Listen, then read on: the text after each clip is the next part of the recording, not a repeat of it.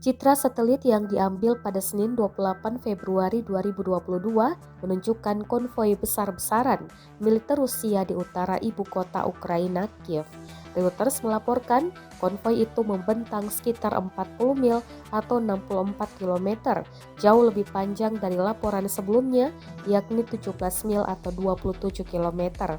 Maksar Teknologis yang melaporkan foto itu juga mengatakan pengerahan pasukan darat tambahan dan unit helikopter terlihat di Belarus Selatan.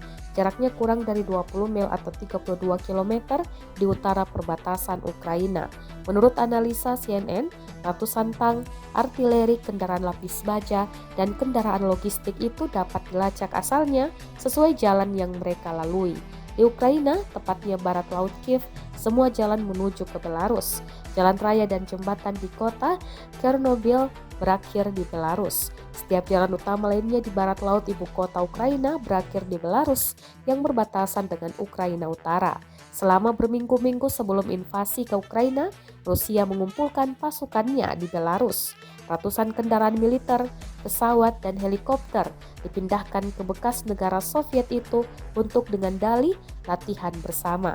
Namun setelah manuver berakhir, pasukan Rusia tidak pulang.